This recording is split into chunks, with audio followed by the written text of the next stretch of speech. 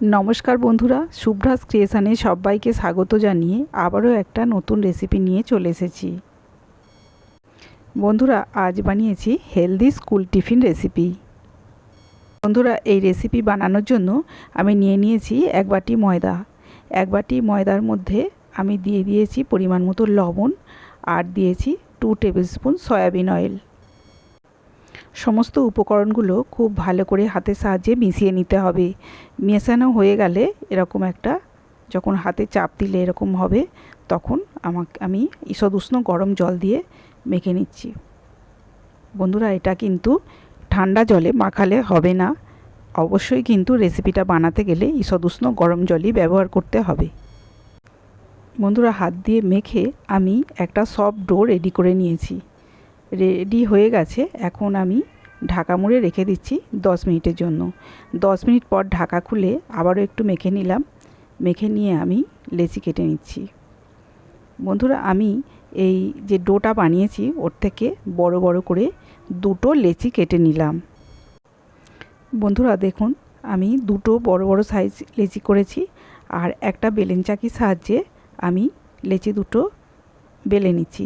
একদম বড় বড় করে 2টো রুটি তৈরি করে নেব। আর রুটিগুলো খুব বেশি মোটা বা খুব বেশি পাতলা হবে না। বন্ধুরা, এটা কিন্তু দারুণ হেলদি একটা টিফিন রেসিপি, আর বাচ্চাদের জন্য তো খুবই ভালো আর দারুণ হেলদি। আপনারা অবশ্যই বাড়িতে একবার ট্রাই করবেন। বন্ধুরা দেখুন, আমার 2টো রুটি তৈরি করা হয়ে গেছে। এখন আমি নিয়ে নিয়েছি একটা বড় সাইজের ডেয়ারি মিল্ক চকলেট। আমি এটা খুলে নিচ্ছি।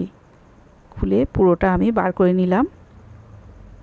বার করে নিয়ে এটা আমি ছোট ছোট টুকরো করে কেটে নিচ্ছি।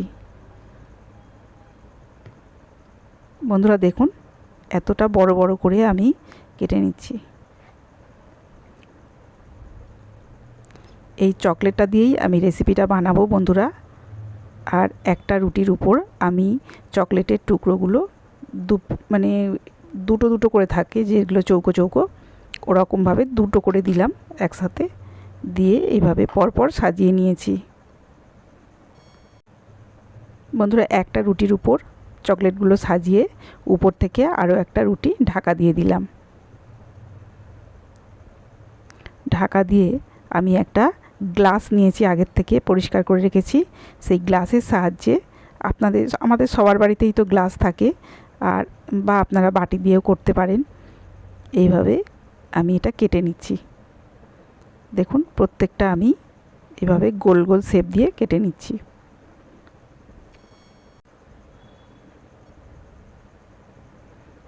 বেশ কয়েকটা আমার হয়েছে, অনেক কটাই হবে আমার তৈরি।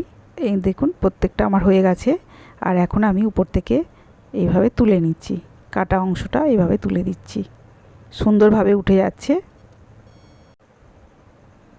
এখন একটা থালা নিয়েছি, থালার মধ্যে ওগুলো আমি মানে ওখান থেকে তুলে নিয়ে এখানে রাখলাম, এইভাবে সাজিয়ে রাখলাম।